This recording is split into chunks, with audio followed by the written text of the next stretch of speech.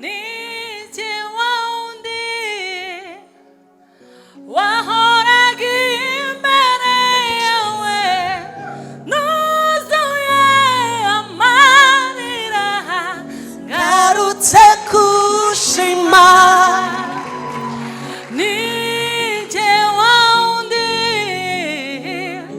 wahoraga imbere yawe nuzuye amarira ngarutse ngushima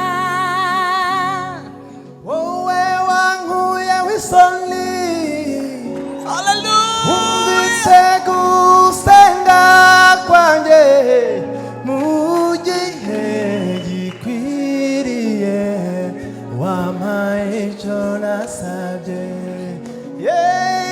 Yesu arakora nukuri arakora nubwo utarasubizwa ntuza kuko umutima Yesu arakora atuye inyuma y'ibihe aruta itangiriro nubwo ibihe byahinduka we ntibimukoraho Yesu arakora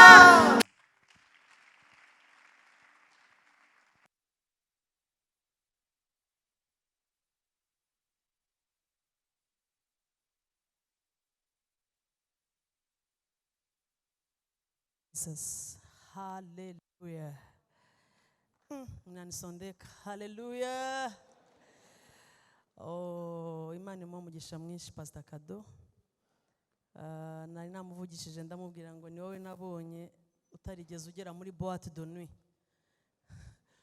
Mu banyabuhamya benshi numvise yaracitswe cyane wanza ari ikimanuka juru yaraje akisanga mu gakiza abandi twaciye iyo dukubita imitwe hano irabyimbye hose barikiwa sana Pastor. Amen. Ntaragira ikindi ntangira ndabona Bishop wacu yahageze na Mama Bishop mumfashe nanjye mbashimire cyane. Imana ibaho umugisha mwinshi. Imana ibaho umugisha mwinshi guhora munzirikana ya no kunkunda no guhora munyibuka. No kuvuga ngo murabona ko nkiri muzima. Imana ibaho umugisha mwinshi. Nshimiye Imana cyane nitwa Julienne Kabirigi Kabanda ndi umubyeyi w'abana 4 bafite papa wabo 10 bafite papa wabo ariwe mushumba wacu mukuru ndumva nivuze ko tutaziranye sindi umushyitsi hano mutabona ndimo ndivuga gutya nitonze mu kanya ndatomboka ariko ndashimiye Imana ko ngarutse ndashimiye Imana cyane kandi ko nkunda kuba ahantu hari ubuzima ahantu hari ubuzima uba wumva nawe ubufite uba wumva nubwo waba udafite icyo uvuga kiraza kuvuka tu katika jina la Yesu. Imana ibaho umugisha cyane cyane cyane. Imana yashyize ijambo ku mutima nari nabonye chance ashobora kuba yasohotse.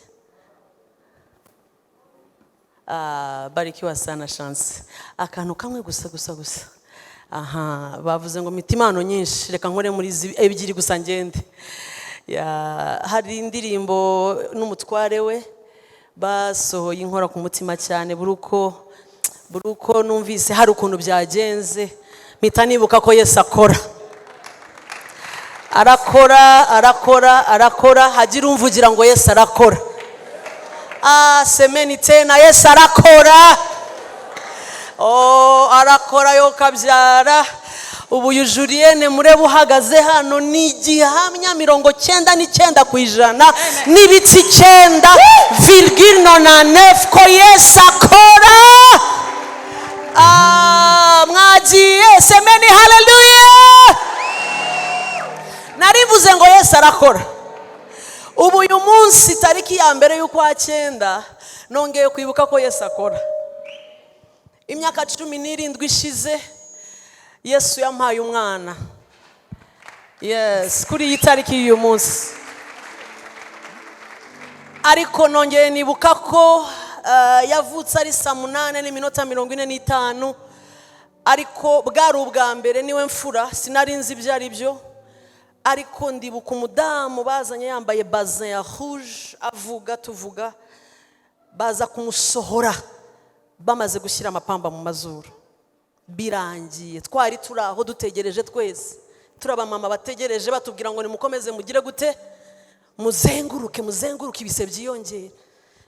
Mbona byakaze, mama bakamutoa wana arasohoka, abantu induru ziravuga hanze, ariko akana baragasohora ari kazima. Undi wari ku gitanda cyo hirya, sinzi abazimu bamufashe, nabonye ibintu bibi bwa mbere. Sabazimu ariko nabazimu bagatsindwa, ibise byaramurenze ari ku gatanda hejuru. Ngwango avaho aragwa, I tell you, biriya bintu nabonye byari bibi. Aragwa baza biruka, urumva yakoze ibintu bitaraba, haramanuka gatanda. Ubwo abamama babyumvise, sinamenye yabayeho nyawe niyabayeho, gusa byatumye mpita nitonda cyane. Uyu baramusohora, uriya mbona batangiye kumufasha hasi, mbona amaraso. Mama kandi ubwo nari ninjiye jewe nzi ko ibirya abandi bitari bundye, kuko niko woman of God. Hari umumama wavuye Kongo, ndamyibuka, arambwira ngo mama chunga kidogo. Ubwo nari maze kumubwira ngo wacecetse ukizera Imana, byari bitaramfata neza. Nkabona arimo aragira gutya napanda kitanda, wakwizeye Imana mama, chunga kidogo. Ndamubwira nini chunge nini, ndamusengera ni katika jina la Yesu.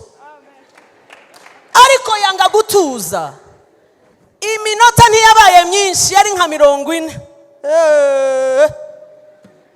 Abaganga baraza ngo witwande, ni ukuri nta zina mfite, bibagiwe kunyita izina. Barambaza ngo tubaze nde, nta numwe. Arangije nawe banza niba byari bigabanutse, arambwira ngo umesikia na wewe. Ariko uyu munsi nibutse ko Yesu akora. Hallelujah. Mumfashe nshimira Imana uyu munsi. Ababiri biruhande baragiye, nsigara mpagaze. Nije waundi wahoraga imbere yawe, nuzuye amarira, Garutse kushima. nije waundi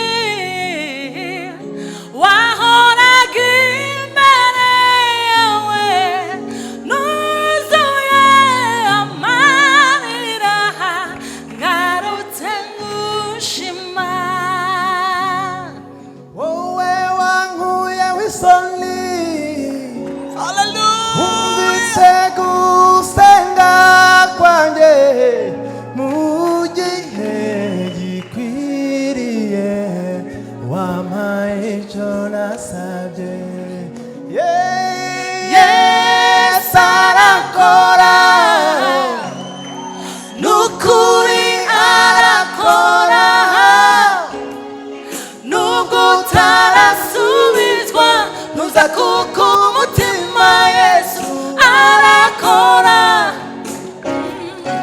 atuye inyuma y'ibihe, aruta itangiriro. Nubwo ibihe byahinduka, we ntibimukoraho, Yesu arakora. Warasifiwe. N'umukozi w'umuhanga, Yesu arakora. Ibyo ushaka bimewe nawe, Yesu arakora. Yesu arakora, narabibonye. Yesu arakora, ndabihamya. Yesu arakora, Yesu arakora.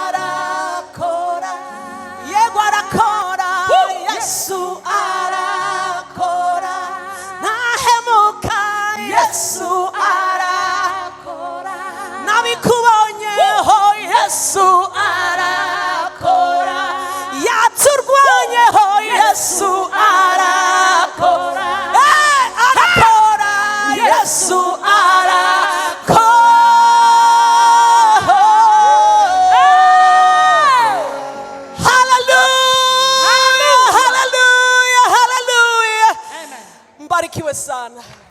Mumfashe dukomere Yesu amashyi menshi. Umwami wacu arakora. Bibiliya iravuga, Dawidi niwe wavuze ngo mujye muhora mwibuka imirimo ye myiza. Abami n'abambere, igitabo ni cy'abami bambere. Oh haleluya. 21. Abami bambere, Imana yashyize ijambo ku mutima. Oh haleluya. Abami bambere. Thank you Jesus. Abami bambere 21, ndahera ku murongo wa mbere. Hano hari inkuru yankoze ku mutima, hari inkuru imaze igihe ihinduye ubuzima bwanje. Ahabu anyaga Naboti uruzabibu rwe. Umurongo wa mbere uravuga ngo kandi hariho umugabo witwaga Naboti w'i Yezereli.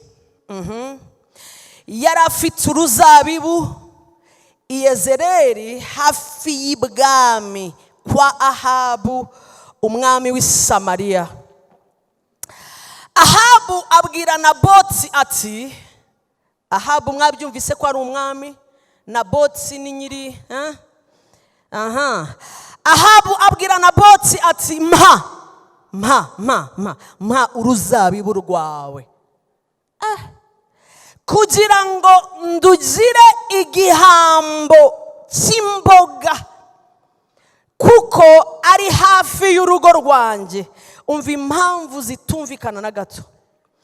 Umva impamvu amuhaye arimo aramunyaga uruzabibu rwe, ngo nukugira ngo ndugire igihambo cy'imboga ngo kuko ari hafi y'urugo rwanjye nzaguha urundi. Murwawe nzaguha urundi ruzabibu ruruta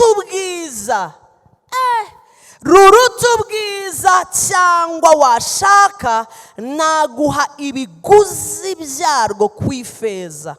3. Naboti abwira Ahabu ati biragatsindwa n'Uwiteka kuguha gakondo y'abasogokuruza banjye. Hagira uvuga ngo biragatsindwa. Bivuze 3, uvuga ngo biragatsindwa. Biragatsindwa kuguha gakondo yanjye. 4.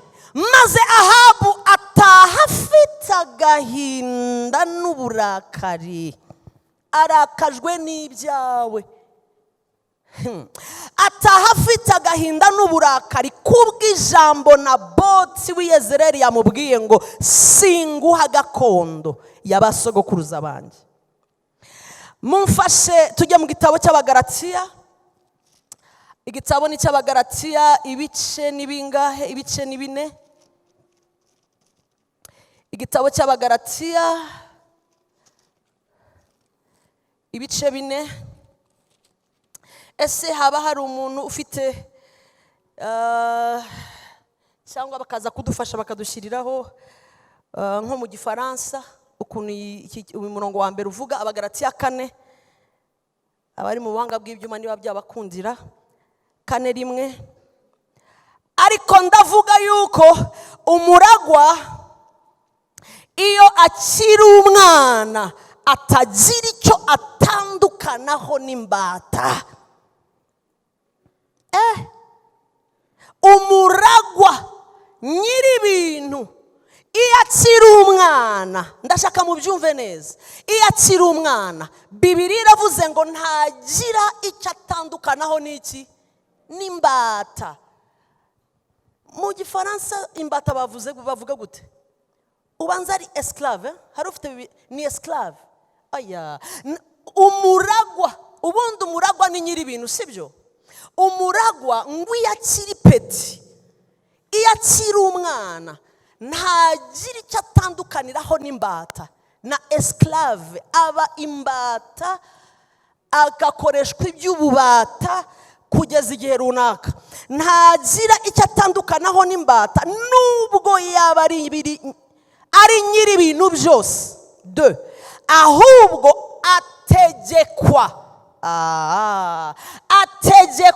n'abamurera n'ibisonga kugeza igihe cyategetswe na se. Semeni amina.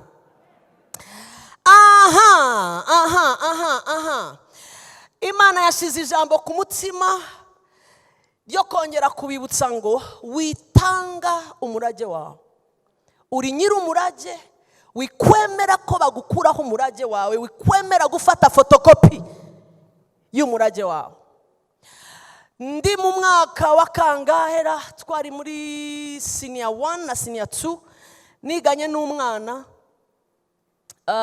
yari inshuti yanjye, turi abana twembi, tujyana muri senior 3 mu wa gatatu secondaire, ariko afite ikibazo gikomeye. Aho yabaga bamukoreshaga ibintu, urumva ni muri za 90 na kangahe, juste gato nyuma ya jenoside yakorewe abatutsi hano mu Rwanda.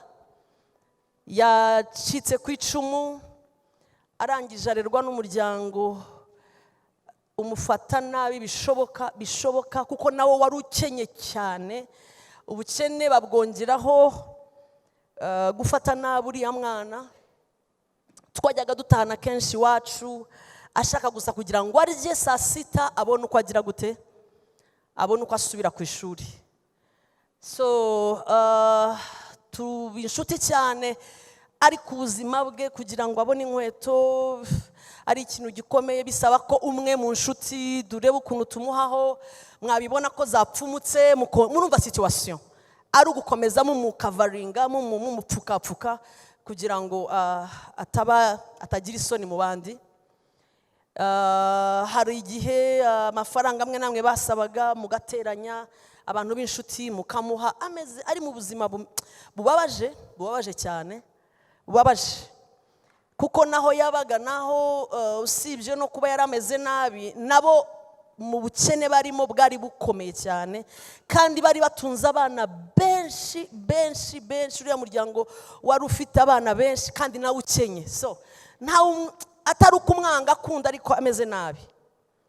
Hanyuma nyuma y'igihe runaka ubuzima bwe buza guhinduka.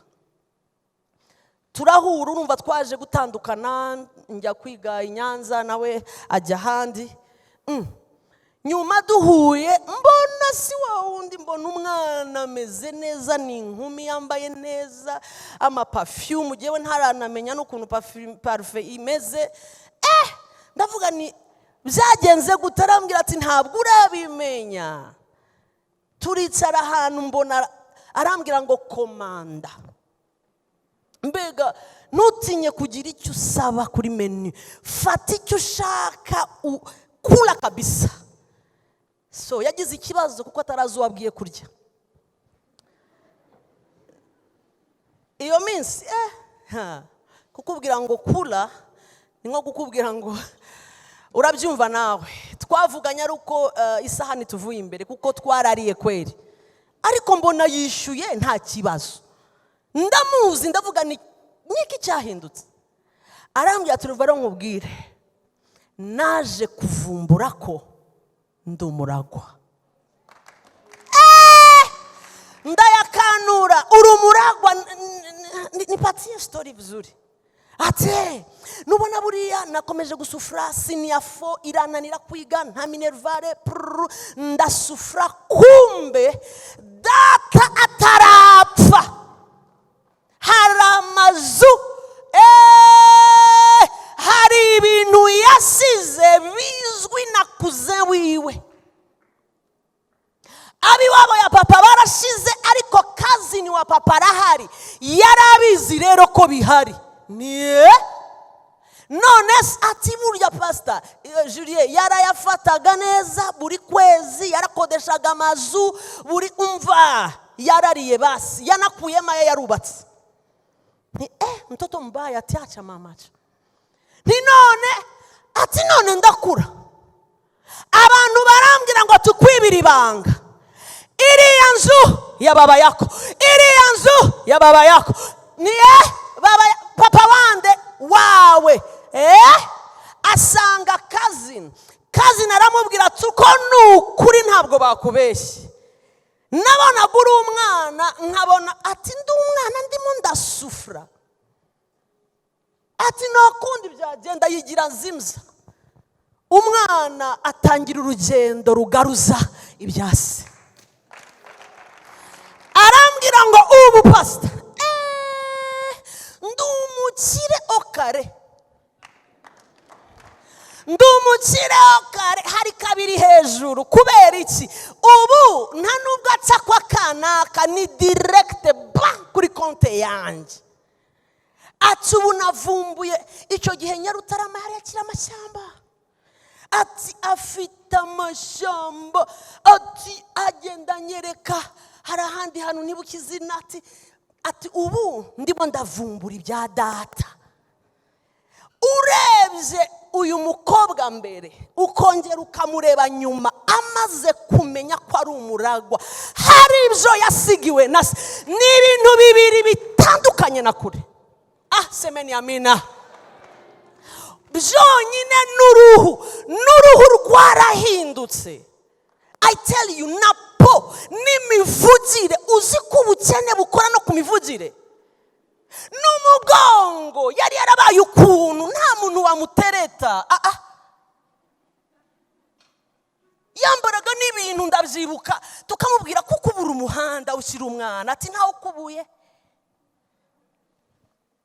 Twahura nyuma amaze kumenya ibye, amaze kubigaruza, yaremye. I tell you, afite umushoferi, come on, nawe yicara inyuma akiri umwana w'umukobwa. Ibintu byarahindutse, dusigaye dutonda tukavuga ngo nta gihumbi. Uwo muntu mwegeranye mugapfukamunwa murebe gahoro, uwo muntu ni umuragwa. Uwo muntu ukwicaye iruhande, hasigaye gusa kwavumbura. Umunsi wavumbuye umurage wawe, demarshe itapinduka, imvugo irahinduka, imigendere irahinduka, uko abantu bagufata birahinduka. Kubera iki? Umuragwa iyo akiri umwana ntahatandukanira n'imbata. Ubu uri esclave, barakubonera, baragusyonyora, bakuvugiraho ibyo bashatse byose, kugeza umunsi wavumbuye ibyo so yagusigiye. Semeni amina. Kugeza umunsi watahuye ibyo so yagusigiye. Inkuru twasomye mu Bami, ni umugabo wari ufite gakondo ye. Sasa wari ufite umurage we, wari ufite iby'agaciro yasigiwe na se. Yari afite gakondo. Uyu mugabo witwa Naboti yari afite uruzabibu rufite icyo ruvuze. Aha ndaza kubereka abantu uburyo bubiri hanyuma nsoze. Naboti yari afite uruzabibu, ariyo gakondo. Murumva gakondo ni umurage ukomeye cyane ku muntu. Bukeye from nowhere, araho sinzi ibyo yari yibereyemo, atungurwa na message, atungurwa n'abantu bakomanza. Arabitaba, baramubwira ngo hari umugabo ugushaka. Agiye kubaza asanga ni umuntu ukomeye cyane, asanga ni umwami Ahabu. Ndatekereza uhamagawe na Ahabu, uhamagawe n'umuntu ukomeye nka Ahabu mu gihe cye, yari umuntu wagomba guhita avuga ngo birandangiranye, ndapfuye, nakoze iki, aha mbyifatemo gute, mbigenze gute. Naboti n'icyubahiro cyinshi aritaba. Bibiliya avuga ngo agiye kuvugana n'umwami, aramubwira ngo message mfite iravuga ngo ubu byanjemo, ndashaka ruriya ruzabibu, umurage wawe ndawushaka. Ahantu mvuze hambere muze kubihuza, ni ahantu hari umuragwa muramwumva mwese, umuntu warazwe ariko afite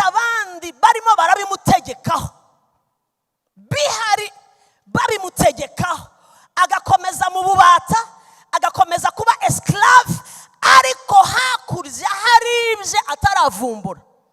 Aha hakabiri kwa Naboti biratandukanye. Ni umuntu noneho ufite umurage we, ufite gakondo ye, umaze kubimenya ko ayifite. Semeni amina. Utakiri umwana, uwa mbere yari umwana, Naboti we ntabwo akiri umwana. Arabizi ko awufite, arabizi ko uyu ni umukristo ukuze sasa. Arabizi ko afite uruzabibu yahawe, arabizi ko iyi ni gakondo yanjye, arabizi ko uyu ni umurage wanjye. Uyu rero ikimubayeho ni iki? Gakondo ye arayifite gutya, arayizi, azi urugabano borne, azaho mu karere bayiteye. Yarababwiye ngo kwa data uhera hariya ukagera hariya. Apa sikupi, apa ni kwetu. Arahazi, azibye. Unabimubajije yakubwira ngo kwera kuri iriya borne kugera hariya, uyu ni umurage wanjye, aha nahapfira. Ariko igitondo kimwe, nta n'umugishije inama, nta nubwo babanje kumubaza abiri atatu, hatungutse ikibazo kiri serious. Haje ikibazo simusiga, haje dosiye igoye guhandolinga, igoye guhandolinga. Haje dosiye arimo arayifungura akumva umutwe uramuriye. Haje dosiye arimo arayireba akavuga ngo iyi bayiva imbere gute vraiment. Ni ikintu atazi kiri hagati yo kubura ubuzima n'iki. Ari ahantu hakomeye, hari serious. Arimo arareba ibitabo imbere ye, yasoma agasanga ni umuntu ukomeye adashobora no kuvugira imbere. Ni umuntu wemewe n'isi, wemewe n'ahari hose, uvuga ari kijyana. Kandi we ni nshakarafu tu hapo. Igitondo kimwe, ahantu yashinze borne, ahantu azi ko ari gakondo yase, havutse ikibazo. Aha rero niho nshaka tuvugana iminota mike tugasenga nkasoza. Naje kugutera inkunga ndakubwira ngo gakondo yawe irirukwaho amanywa nijoro, ariko hahirwa abahagarara ku ruzabibu rwawe. Iyi ni iminsi y'abazi uruzabibu rwabo, bazi aho borne itangirira naho igira gute irangirira. Iyi si iminsi y'imikino, hakuna mchezo mama. Ni iminsi yo kumenya ngo uruzabibu rwanjye ntabwo nkiri umwana uvuga ngo niba ruhera he, niba ugomba ubimenye, kuko ibigusaba uruzabibu rwawe biza utabitekereje, biza utazi igihe byaziye, biza amasaha utazi. Hagira uvuga ngo haleluya. Turi mu minsi dusabwa uruzabibu, ubyanga wabyemera. Naboti yagiye kubyuka asanga ingabo ku marembo, asanga abantu, asanga ibintu byakomeye. I tell you, arababaza ngo bigenze gute. Bati ubu tuvugana aho washinze borne, ahantu waruhiye, ibyawe bagiye kubitwara. Ndashaka mwumve ijambo Naboti asubiza, azi neza ko ashobora kuhaburira ubuzima. Yarazi ko mchezo kidogo tu umutwe uragenda. Naboti ahindukirira umwami n'ingabo ze gatatu, arababwira ati biragatsindwa, biragapfa, birakagenda. Gufata gakondo yanjye, gufata umurage nahawe niyo mu ijuru, kubera ubwoba, kubera ibigeragezo, mfate nkurekure.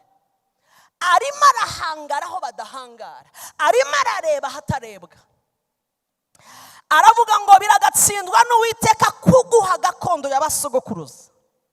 maze Ahabu ngo aterwa n'agahinda katarabaho, agira umujinya ngo kubw'ijambo Naboti w'i Yezereli yamubwiye. Ndashaka mbasomera umurongo wa 6. uravuga ngo nawe aramusubiza ati nuko navuganye na Naboti w'i Yezereli nkamubwira ni mpa. Ubu Ahabu arimo arabwira umugore we ibyamubabaje, arimo araganya, arimo aravuga ibyateye agahinda. Aramubwira ati merci, aramubwira ati ati mu ruzabibu turugurana ifeza cyangwa washaka nkaguha urundi mu cyimbo cyarwo. Nawe aransubiza ati sinaguha uruzabibu rwanjye. Arimo arasubiriramo umudamu amagambo Naboti yamubwiye. Ni nko kumubwira ngo umugabo yambereye ibamba, umugabo azi icyo ashaka, umugabo yagihagazeho, umugabo yanyimye, umugabo yihagazeho, umugabo ari tayari kubura ibindi byose ariko gakondo ye ikaguma ihari. Aba bantu babiri, uwa mbere ari mu Bagalatiya, ntabwo azi ko afite umugabane we, ntabwo azi gakondo yahiri. Uyu wa kabiri azi gakondo ye kwihari. Aba nibo bakristo dufite muri iyi minsi. Hari abamaze kumenya gakondo yabo, hari n'abataramenya iki ko gakondo yabo ihari. Hari inkuru narimo ndavugana n'umutware wanjye nijoro, ni urugero umukozi w'Imana yabahaye, byankozeho cyane. Yabahaye urugero, yarimo arambwira ibintu byamufashije akimara gukizwa. Uwo mushumba wamwatuje yabahaye urugero, arimo arabigisha bakimara gukizwa nk'abakristo bakijijwe bashyashya, ababwira gufata iby'agaciro hanyuma ntibabitakaze. Arababwira ngo hari umugabo wari ufite ubutunzi bwinshi, yari afite ubutunzi bwinshi. Haba impamvu yihutirwa ituma agomba kwambuka akajya mu wundi mujyi wari hakurya y'amazi menshi, kandi ntiyari yemerewe gutwara ikintu na kimwe muri uriya mujyi. Ntiyari yemerewe kubera ibintu bitandukanye. Baramubwira ngo ufite umwanya muto kuba wambutse hirya. Ngo ahita akoresha ubwenge vuba vuba, aravuga ndambuka gute? Sinsiga ibintu byanjye. 2, ndabijyana gute? Sindi bwambutse imodoka, sindi bwandutse intebe, banyemereye gusabana n'umugore, ndabigira gute? Ubwenge buramubwira ngo bifata ubigurisha. Arabigurisha. Abona babigura, bagura amamodoka, bagura intebe, bagura amazu, bagura ibibanza, arishima. Ariko agiye kubona amafaranga afite ni menshi nanone mu bikapu. Umudamu waramubwira ati uri muri risk, bacyona izo franga, nibabona ayo mafaranga barayakwaka. Bakubwiye ngo barashaka tugende nta sakoshi, tugende nta kintu na kimwe twifiteho, icyo uri butware nta kantu ushobora gushyira mu mufuka, ushobora gushyira mu ikoti tukambuka. Umugabo umutwe uramurya, aravuga ngo ko ntashobora kwemera gutakaza ibyanjye, narabiruhiye ibibanza. None se areba ibikapu by'amafaranga buri cyo abikorera, simbyambukana. Barimo barambwira ngo sigaje amasaha. Umudamu waramubwira ati twagiye kwa kanaka, nuzi ko afite amabuye y'igiciro, tugende tugura amabuye y'iki, aya mafaranga yose ufite uyaguremo ibuye rimwe ry'agaciro equivalent y'iki y'ayo mafaranga. Umugabo ati yes, uri umugore w'ubwenge. Barihuta kuri wa mugabo w'amabuye y'agaciro, baramubwira ngo sigaranya amasaha makeya, ngomba kuba nambutse. Condition nuko nambuka ndi smart, nta gikapu habe na laptop, ngomba kwambuka nkagera iriya, kandi hari ibintu naruhiye ntashobora kugira gute, ntashobora gusiga. Aramubwira ati nyereka amabuye y'agaciro ufite. Aramwereka, arangije agwa ku ibuye rimwe rikubye bya bikapu byose by'amafaranga. Umugabo aravuga ati aha mpereza ririya buye, ararimuha. Arimuhaye aragafata abona n'akantu gatoya cyane, ariko nakavunja, mwabimenye, niyambuka akakavunjisha hirya azakuramo ya mafaranga, noneho atangira gura imirima n'aya mazu yose. Umudamu ati tunona sheri twagiye, ni ukuvuga ngo ntacyo dutakaje. Bamuha ibuye ry'agaciro, amuha bya bikapu byuzuye iki? Amafaranga. Amasaha aragera, baza kubasuzuma. Arababwira ati nta kintu na kimwe mfite. Yabuye yari yarishyize hehe? Mu ikoti mo imbere. Barahagarara basanga nta kintu afite. Bati ibyo ufite mu ikoti nta kibazo, ariko ku maboko hakuna. Bareba umudamu nta na kimwe. Abana ni umwenda gusa bambaye, ibintu byose ni umwenda n'inkweto. Bati uri umuntu w'umuhanga cyane. Bashaka ubwato, babashyira mu bwato. Ubwato burabatwara. Nyuma y'amasaha 2 bagenda, 3 bagenda, akajya arunguruka akareba iki?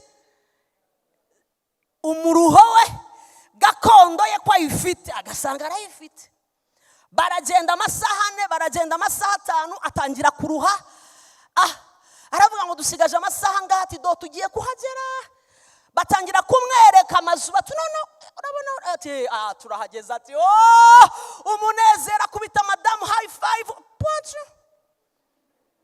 Madamu ati turahageze kandi dutwaye ibyacu. Madamu ati turihuta, bamuhaye bizu koco. Abana bati twagiye. Umugabo ati turahageze n'ubutunzi bwacu, uri Imana yo kwi. Baragenda baregera, umunezero uramurenga. Atangira kurya, bagenda mu bwato barya batembera. Sinzi ukuntu yari maraganira yarangaye nyine n'abandi bantu mu bwato. Bavuga ngo turahageze, turahageze. Okuramo ibuye di. Atangira kubereka. Ati unaona mwese muri birofu, ubu mwagurishije ibintu byanyu muzanye ibitwe gusa. Ababwira story ati dore ryanje nari narishizemo. Turabesha ubwo sijyo nibuye ry'agaciro. Ati ni by'agaciro wana. Ati mwege muri bintu. Atangira kubereka ati ona sha on riba riraguye. Rigwa he? Semeni sana. Rigwa he? Rigwa mu mazi. Riguye noneho ubwato bugiye kugera neza do. Abantu batangiye gukoma amashyi ngo barahageze. Ibyo yaruhiye byose n'ubwitonzi yagize kuva bahagurutse mu mazi birangirana n'iki? Nibuye riguye mu mazi. Umugabo arababwira ngo ngiye kujyana nabwo. Umugore arasara aramufata. Abana bati papa nibishoboka ihangane turahageze. Atariko tuhageze ntacyo mfite, kandi Imana yari yampaye ubwenge bwose.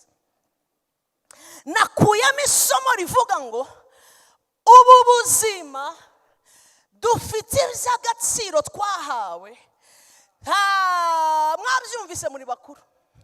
Dufite iby'agaciro twahawe kandi tuzi uko babirinda, ariko iminsi iragera uko umwami atinda kuza, ukubona tukajya mu mudendezo ugatangira kugira gute?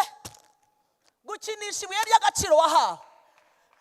Urarikinisha ukahagaze ahantu hari hatizewe.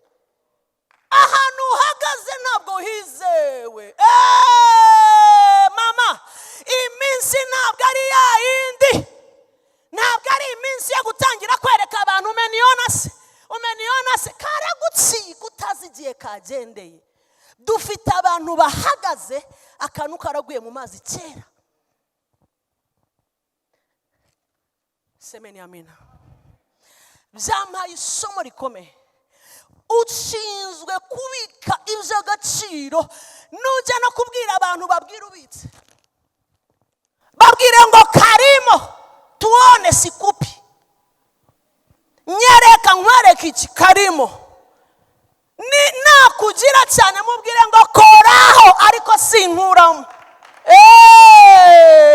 Koraho no gukoraho wagize cyane mukorereho umwereke iki ni icy'agaciro kuko ntabwo uzo wicaye imbere uwo ari we. Ariko dufite abantu bari muri hejuru y'amazi.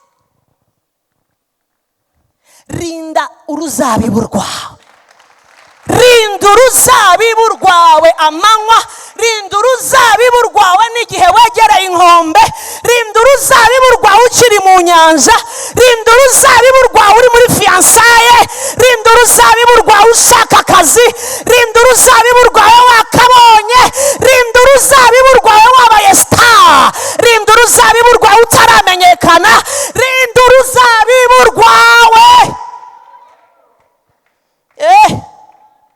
Rinda uruzabibu rwawe, nta muntu uri kurindira. Wirurangaraho. Naboti arebye Ahabu mu maso aramubwira ngo biragatsindwa kumbona jewe naguhaye uruzabibu gakondo ya data. Iyi gakondo irimo amaraso ya data, irimo ibintu byose singuhaye. Ntabwo yitaye ku ngaruka, we yarebye agaciro k'icyo yahawe. Wirangara ku ngaruka ziri bikubeho. Ejo bundi navuganaga n'umukobwa numva akabashumba turihangana, numvaga ariko numva namuha bizo basi.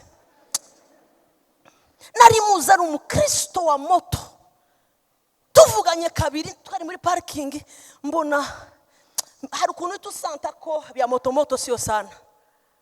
Ndamubwira ni wabaye iki? Ati pastor tuzavugana. Ni inzira mu modoka, mbona araje. Ni urambwira rero ko turaziranye, wabaye iki? Ndabona hari ikintu wibwe. Atangira kumbwira, uribuka ko papa yapfuye? Ndabyibuka. Uribuka ko ndi imfura? Ndabyibuka. Naje guhura n'ubuzima, aho nshatse akazi pastor, aho nshatse akazi nkakabura, imiryango igakinga. Dutunzwe na ya mazu nyine papa yadusigiye. Nitubure minervare, nitubure uko turya, nitubure. Ariko nkumva nanjye ndi kuri pressure yo gusohoka mu rugo babone ko ndi fonctionnaire.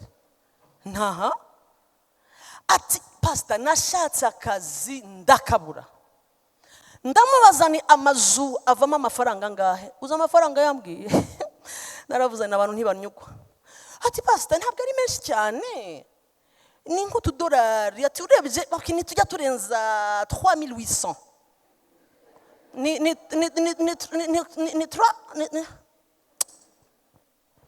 3000. Ngo no, ubwo mvugiyemo byose. Ntibyose biki ngo yamazu tararaya nandi ubucuruzi. Ni none se muba muyihe? Ati tuba muri ya yindi nyine twabagamo tra. Ni none ibibazo wagize nibi. Warangije kwiga. Urumva icyo kuvuga? Iyi si idushyira kuri pressure kugira ngo twemeze abantu. Uremeza nde? Ndamubwira ni hanyuma bigenda gute? Ati hanyuma ndakabura pastor. Ndakabura ndasenga pastor, Imana irambabaza.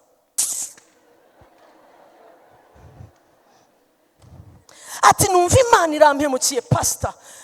Ukuntu nayikoreye kutoka Sunday school mimi naimbia Mungu pastor. Nilitumikia Mungu pastor. Ndeba umwana numva namba. Ndongera nditonda nsubiza ukuboko inyuma. Hanyuma ati hanyuma pastor, Imana irambabaza. Narayikoreye, data arayikorera, mama arayikorera. Ni hanyuma hejuru ya 3000 wisa mama y'amadolari. Mubwira aho bageze bavunja. Ndamureba ni hanyuma bigenda gute? Ati ntabuze biba ngombwa ko nemerera umuntu. Nari nzi condition arimo aranshyiraho. Ne condition zihe mwazumvise muri bakuru? Ni hanyuma urazemera? Ati ndazemera. Kubera ati mami kubera pressure ntabwo ari kiri pressure, ni pressure. Ati no kubera pressure pastor. Ni pressure ya nini hejuru ya 3000 combien 3800. Arambwira ati pastor, abantu twiganye bose baba bari muki iki mbwira bari muki ngo baba bose bavuga ngo nkora hamwe ni Dieu ni Yesu wera ko Satani ni mpumbafu kabisa.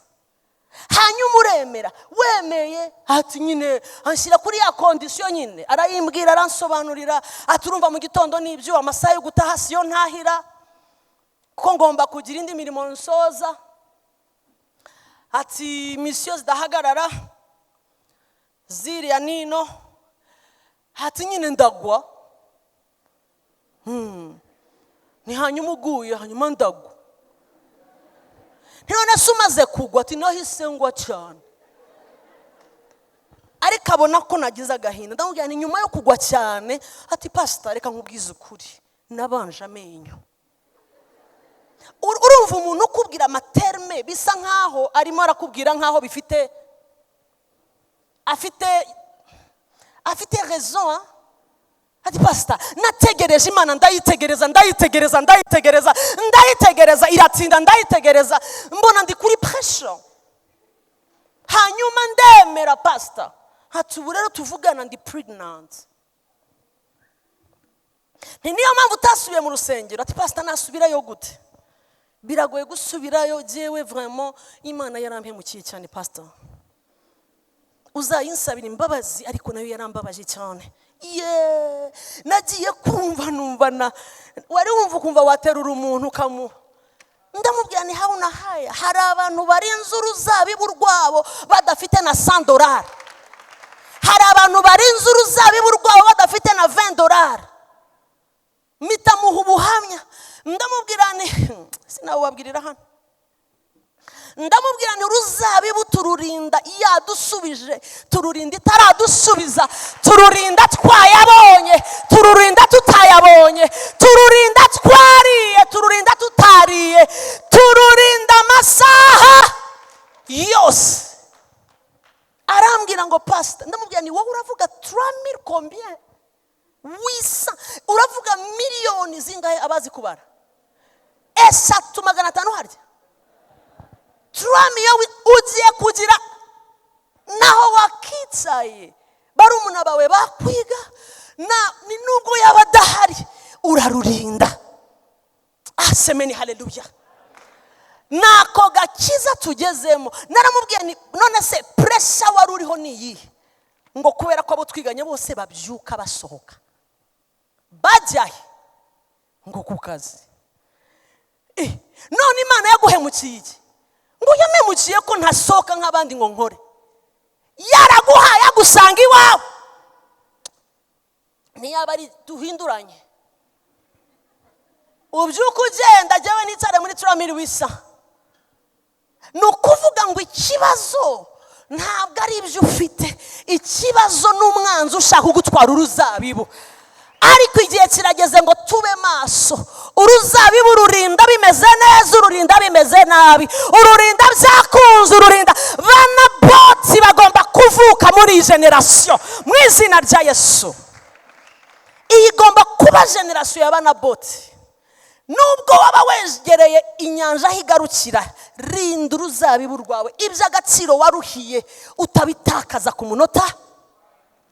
Yesu yabajije ikibazo arabaza ngo ubwo ninjya umwana w'umuntu ntajya kuza azasanga kwizera kukiri kukiri mwisi mu bibazo yibajije n'icyo ngicyo kuko uko twegera inkombe niko dutakaza iby'agaciro. Ibintu bidutwara iby'agaciro gakondo yacu muri iki gihe n'utuntu twose tubonetse akantu gato karakwaka icy'agaciro. Hari amasengesho turimo numvise ubuhamya bw'umugabo yarampaye ubuhamya nkorwaho cyane uriya mupapa mwambariki sana. Tumaze igihe turi mu masengesho hanyuma arambwira ati ntabwo nzi atari ko twaratangiranye mu kwa mbere. Ni amen barikiwa sana. Ati twaratangiranye pastor ati ntabwo ndi umukristo w'iwanyu atari ko nagiye kumva numva hari ibintu mpaze numva ndabihaze neza ndavuga ngo ninafata icyemezo ndabona satani yambayeho super glue. Ati numvise muvuza amasengesho, ndavuga ngo amasengesho niwo muriro daimoni zitakwegera. Ati mfatiraho. Ndamubwira ntibyagenze gute, umva ikintu ambwira. Arambwira ngo ndi umudiyakoni mwiza mu itorero. Arambwira ngo maze imyaka myinshi mu itorero. Arambwira ngo nkunda Yesu n'umwami n'umukiza wanjye.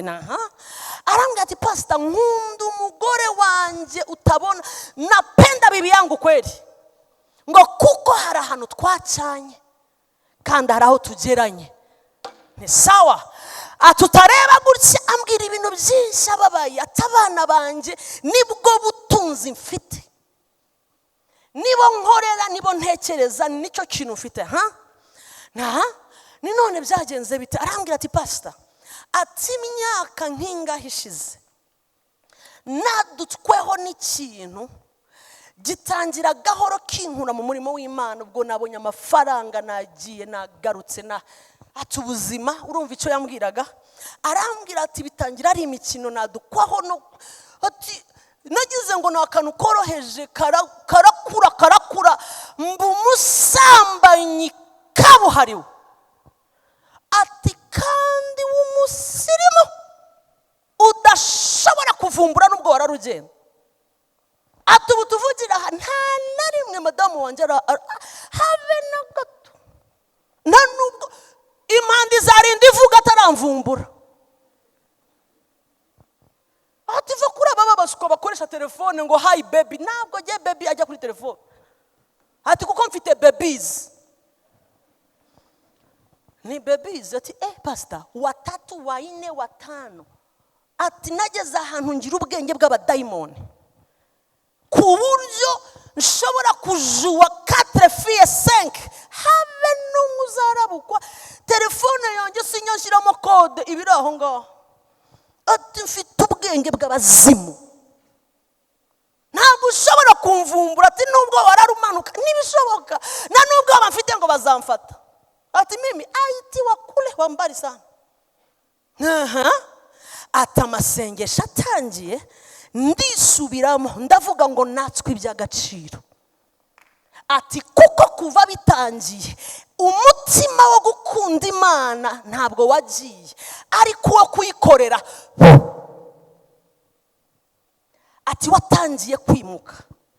Ati numva nsigaye ku muhango, nta materaniro ntajyamo. Ati kuko ndi imbere mu bantu, mu bashumba, ndi imbere ndakora imirimo, so nta kuntu nabura guteze. Ntabwo nabura, nukuvuga ngo nubwo ntahari nsigara mpanga ibintu, nkerekana ibintu aho bigomba kujya nuko bigomba kugenda. Atariko ndabizi ko ndi umubembe mubi, umubembe ubwira umukobwa ngo kuramo inda nkishyura, narangiza nkagaruka mu nzu y'Imana. Umubembe ufite hafi ku isi hose, ndapanga amazu. Umubembe unyanyagije amafaranga ntaratanga mu nzu y'Imana. Ati ndavuga ngo nubwo nyikorera, nubwo ndi mu nzu y'Imana narapfuye, nambuwe gakondo yaragiye. Atuvuza amasengesho ndavuga ngo shangiye kuyasenga. Arabanza afata ahantu hose azi hari ikibazo arahaniga. Ati nabanje gukupa communication iyo ariyo yose n'umuntu wari we wese, nsigaranye madamu. Amaze kuyikata tuva hasi. Ukwezi kwa mbere turagenda, kwa kabiri umva simuzi, kwa gatatu, kwa kane. Aravuga ngo twageze mu kwezi kwa gatatu. Ati pastor, maombi ni moto, n'umuriro. Aravuga ngo iyo utararakazwa n'uruzabibu wibwe ntabwo uzarugaruza. Kandi nsanga nibyo. Abavuga butumwa bazaza hano buri mu gatatu babwiriza, uvuga ngo amina, usubire hari yuri kwa kundi kugeza umunsi biguturutsemo, uvuge ngo kama mbaya ndasubirana uruzabibu rwanjye. Umugabo ukwezi kwa mbere aravuga ngo Satani, nta muntu uri bundambikeho ikiganza, mimi mwenyewe ni jewe nawe, Yesu uri muri jewe aragutwika. Ntubone ngo waranyicariye, ntushobora kunya ku ruzabibu rw'urugo rwanjye. bariya bana ntabwo nzatandukana nabo. Rekura rero kuko uje kunsenyera, uje kwica ubuzima bwawe. Yarasenze amasengesho arambwira ngo nabiherukaga kera. Buri weekend, vendredi, samedi, dimanche nararaga mu cyumba cy'amasengesho. Ngo iwanjye muri etage twashyizemo icyumba cy'amasengesho ariko ntawagisuraga. Nabaye bize, madama ababize. Ati naho bihererega, naho bihera. Aravuga ngo mu kwezi kwa gatatu, ati narimo ari samedi, arimo arasenga yumva agaruriwe ubuntu bwo kuvuga mu ndimi. Hey! Ati ndavuga ngo biragarutse. Ati ndakomeza ndatogota ndi jenyine. Ati ngiye kumva ari wenyine yumva ikindi kijwi kimuvugiyemo. Amenya ko ari deliverance itangiye. Ikijwi kikamuvugiramo akacyumva ngo rega sinkurekura ngo nanjye nka aya. Ati ndatwika, ati ndaruka pastor. Ati ibintu bica mu mazuru, umuntu w'umugabo nkora ibintu mu ipantaro ndi jenyine wanjye. Atari ko ngiye gukanura amaso usanga ndi hasi. Ndavuga ngo subiranye uruzabibu rwanjye. Aravuga ngo ndabohotse. Ati turakomeza amasengesho mu kwa kane, mu kwa gatanu. Ati uyu munsi mbikubwiye ndi umugabo mushyashya. Ati pastor, ati no kumbwira ngo basi ngo ndimo ndarwana nabyo hakuna. Ati habe no gukirana. Naho ubundi narwanaga n'ibitekerezo nkumva biragenda. Ati nahoraga nsohoka buri kanya, madama ati sheri akazi kandi guherekeza. Ati no baby sigara mu rugo, sigara mu rugo. Arambwira ati ubu narabohotse, nabonye deliverance total. Kubera iki? Naravuze ngo ntabwo gakondo yanjye bayitwara hivyo hivyo. Ngiye gusoreza hambabwira ngo rwana kuri gakondo yawe. Rwana kuri gakondo yawe. Niwemerere Ahabu kugutwara iby'agaciro waruhiye. Niwemere. Narivuze ngo niwemere. Fata icyemezo, garura gakondo yawe. Turi hafi gutaha, turi hafi kumva impanda ivuze. Umwami wacu ari mu marembo agaruka. Niwemere kuzasigara muri iyi si. Niwemere ko Ahabu akuguranira umugabane wawe mu izina rya Yesu. Rehobote yaririmbye indirimbo kera ivuga ngo ni gute? Turi hafi iwacu mu ijuru, iyo tutazongera kurira ukundi. Urupfu ntambara bizashiraho. Munsi umwe nkabyi bagirirwa kwa Yesu. Turi hafi yo gutaha iwacu.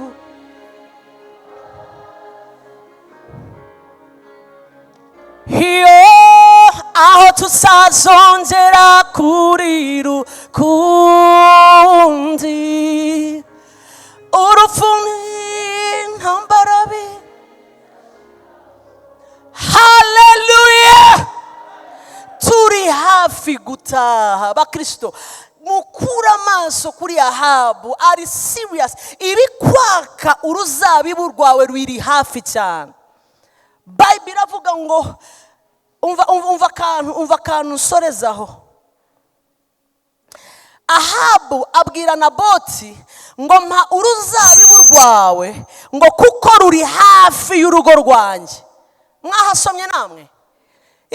Ugutwara uruzabibu ntabwo ari kure y'urugo rwawe, ntabwo biri kure, biri hafi yawe. Uyu Ahabu bari bamaranye imyaka. Ariko umunsi umwe aramubwira ngo ndi hafi yawe, murwo ruzabibu ndarushaka. Umva ukuntu amubwira, ntabwo ndugutwaye burundu, ndakuguranira. Sema ngo fire. Aza kubwira ngo arakuguranira. Arakuguranira iki? Ngo ndaguha urwiza rururuta. dayimoni aza kubwira ari hafi y'urugo rwawe ko yari asanzwe azi ko uhari, ubu nibwo yibutse ko afite byiza biruta ibyo ufite. Mwenyezi Mungu akusaidie sana. Amen. Imana ibaho umugisha mwinshi. Hallelujah. Ndarangije.